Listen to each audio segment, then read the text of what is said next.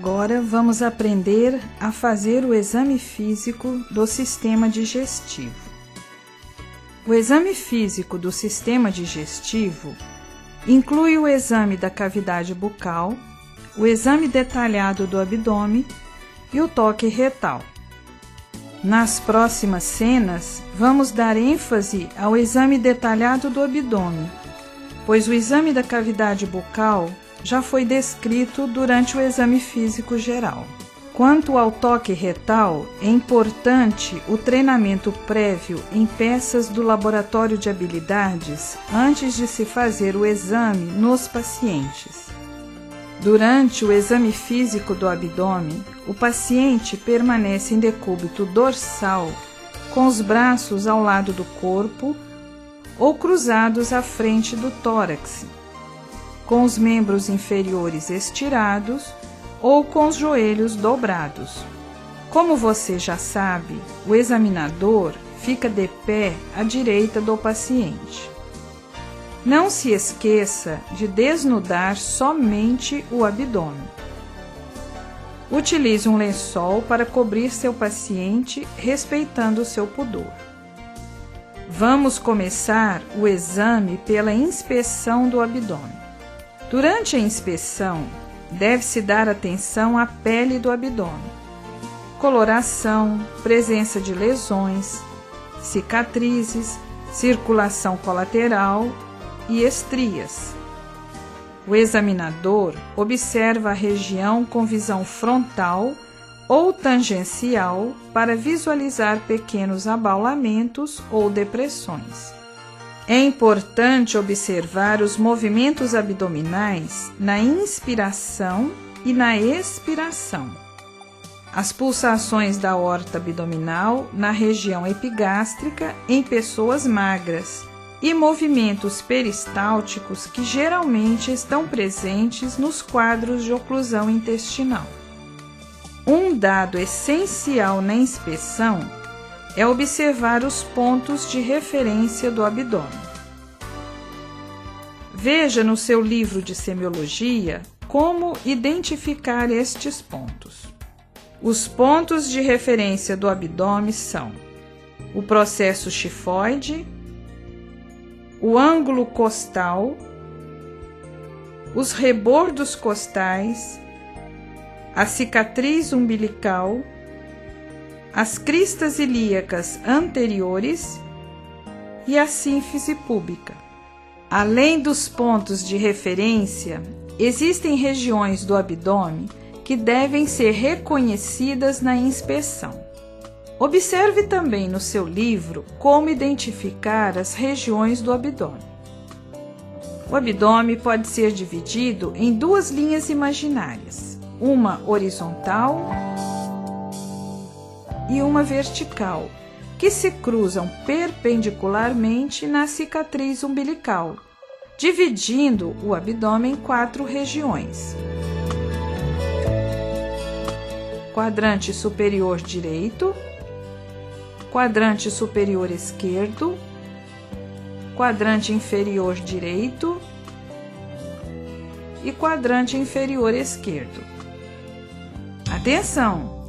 O abdômen também pode ser dividido em 9 regiões, através de 2 linhas imaginárias horizontais paralelas que passam pelos rebordos costais e cristas ilíacas anterosuperiores, e 2 linhas verticais paralelas que se continuam com as linhas hemiclaviculares.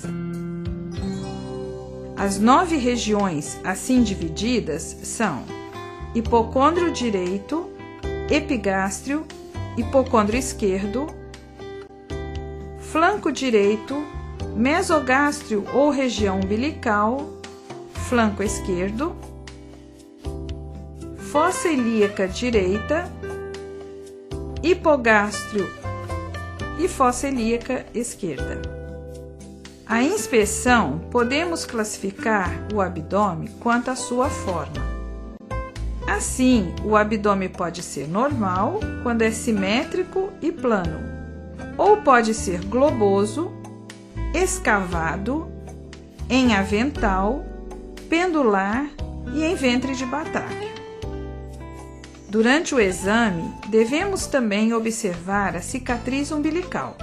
Geralmente, ela se localiza na linha média e é plana ou levemente invertida.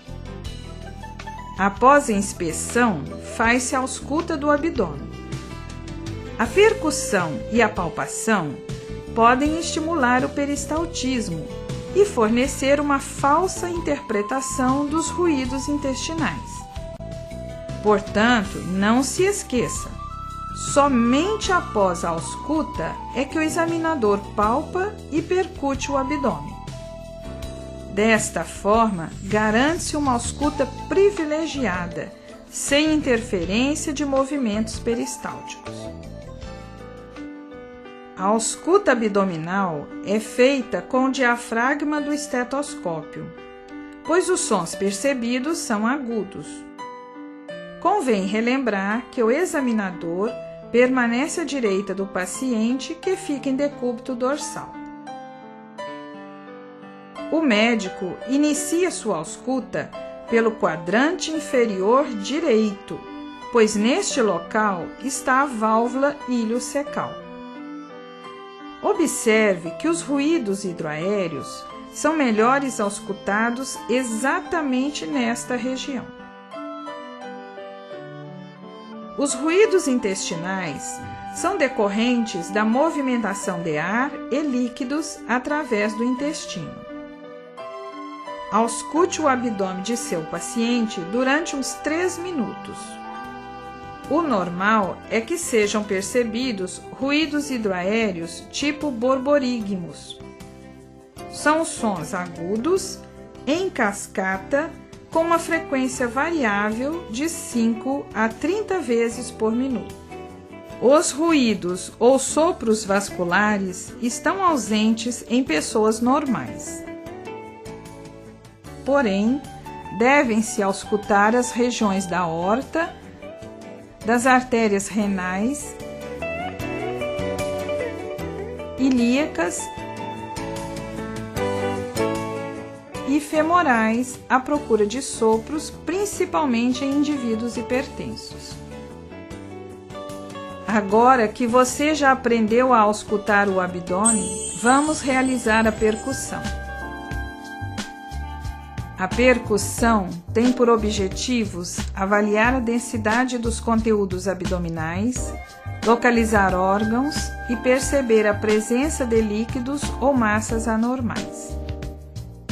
Para tanto, utiliza-se a técnica da percussão dígito-digital. É importante percutir suavemente todos os quadrantes do abdômen. O som timpânico deve predominar, pois o ar intestinal sobe para a superfície quando o paciente está em decúbito dorsal. Locais de maciez na percussão podem significar presença de massas ou de líquidos, e locais de hipertimpanismo podem revelar distensão gasosa intestinal. É possível definir, através da percussão, o tamanho do fígado. Para se definir o limite superior do fígado, o examinador percute a partir do tórax, próximo à linha hemiclavicular direita, no sentido crânio-caudal, até o ponto em que o som claro pulmonar se torna maciço. Geralmente, a mudança de som ocorre no 5º espaço intercostal direito. Este é o limite superior do fígado.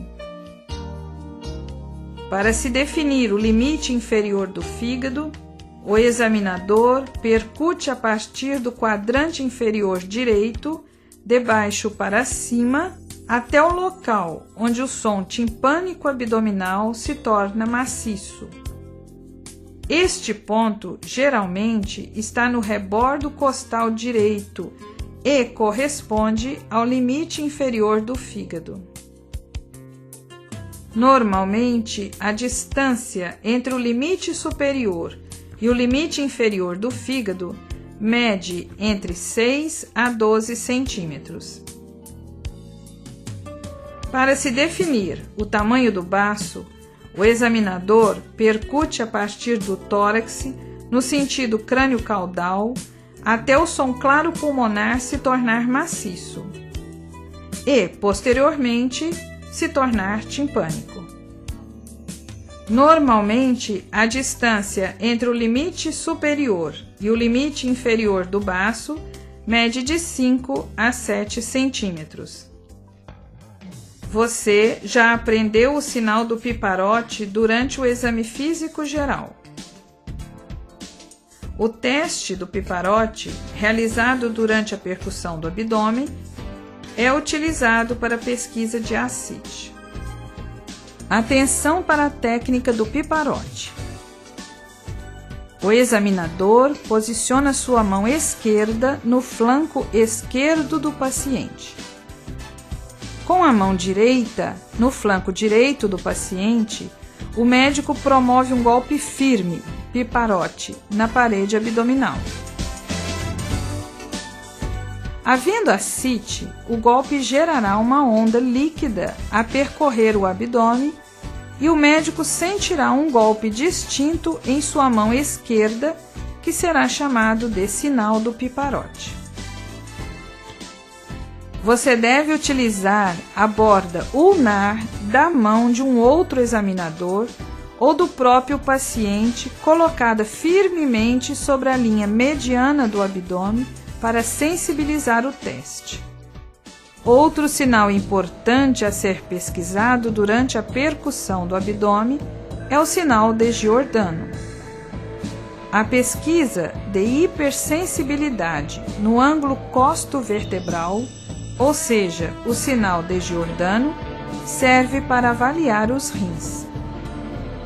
Para pesquisar o sinal de Giordano, o examinador golpeia o dorso do paciente sobre a 12ª costela, no ângulo costo-vertebral, com o punho fechado ou com a borda ulnar da mão. A manobra deve sempre ser feita de ambos os lados. Lembre-se de que você já aprendeu esta manobra durante o exame físico geral.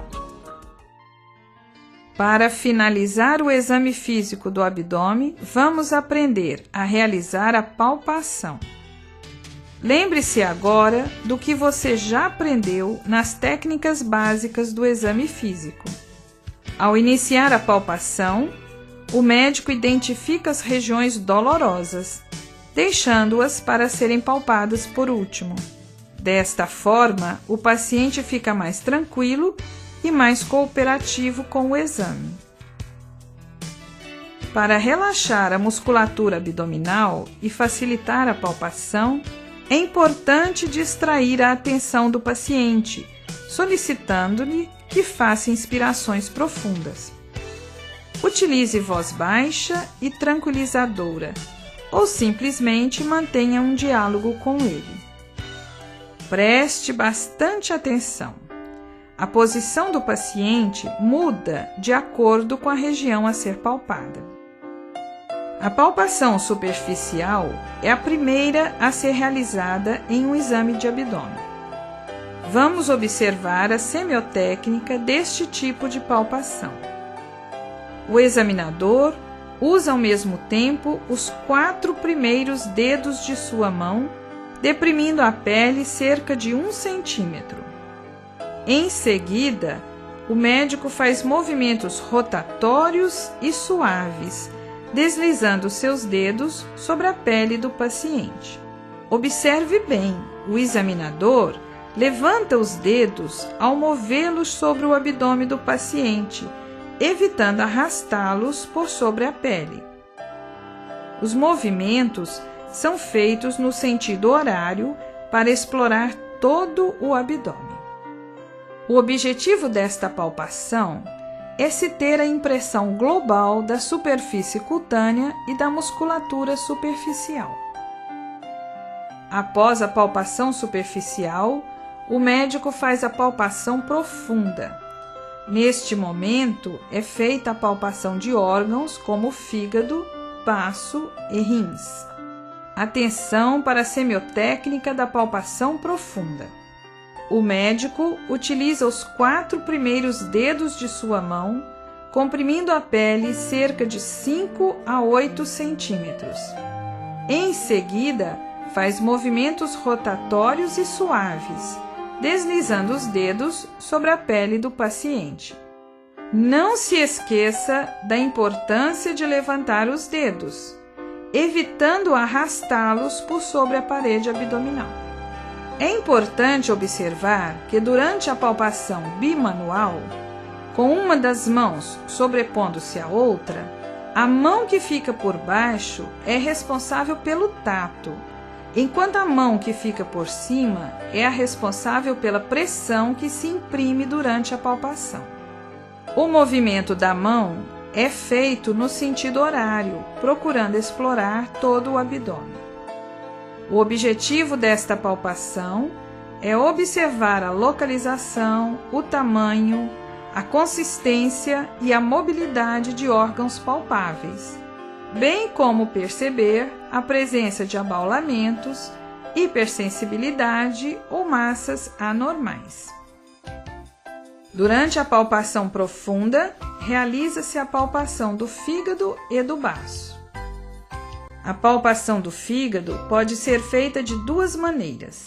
Uma das maneiras é quando o médico coloca a mão direita no quadrante superior direito do paciente com os dedos paralelos à linha médio-abdominal. Com a mão espalmada, pressiona a região abaixo do rebordo costal direito, de forma a sentir a borda do fígado. Neste momento, o examinador deve solicitar ao paciente que inspire profundamente, o que facilita a manobra. Uma segunda maneira de palpar o fígado é a chamada técnica da mão em garra. O examinador fica de pé à altura do ombro do paciente, virando seu corpo levemente para a direita. Nesta posição, o médico coloca as mãos em garra com os dedos por baixo do rebordo costal, fazendo um movimento de baixo para cima e pedindo para o paciente inspirar profundamente. A tentativa é de palpar a borda hepática com as pontas dos dedos. É normal sentir a borda hepática sob os dedos das mãos enquanto o diafragma é empurrado para baixo durante a inspiração. Geralmente, o fígado é impalpável, mas eventualmente pode ser palpado a 1 centímetro do rebordo costal direito sem significar anormalidade. A sensação obtida na palpação de um fígado normal é de uma superfície hepática lisa, regular e indolor. Também a palpação do baço pode ser feita através de 2 manobras diferentes. Na primeira, o paciente fica em decúbito dorsal e o examinador, de pé, coloca sua mão direita no quadrante superior esquerdo, com os dedos da mão obliquamente apontando no sentido da axila esquerda do paciente. Desta forma, o médico pressiona para dentro a região abaixo do rebordo costal esquerdo, de baixo para cima, com a mão espalmada, e pede para o paciente inspirar na tentativa de palpar o baço. Na outra manobra de palpação do baço, o paciente fica em decúbito lateral direito, com o membro inferior direito estendido e a coxa esquerda fletida em um ângulo de 90 graus com o tronco. Nesta posição, o examinador apoia sua mão esquerda no flanco esquerdo do paciente e pressiona a região abaixo do rebordo costal esquerdo, de baixo para cima, com sua mão direita espalmada na tentativa de palpar o baço. lembre-se de que, em condições normais, o baço é impalpável. Para fazer a palpação do rim direito, o examinador coloca suas mãos juntas, em posição de bico de pato, no flanco direito do paciente. Faça uma compressão firme e profunda. Na maioria das pessoas, nada será palpado. Já na palpação do rim esquerdo, o examinador coloca sua mão esquerda atravessando o abdômen e por trás do flanco esquerdo do paciente como suporte.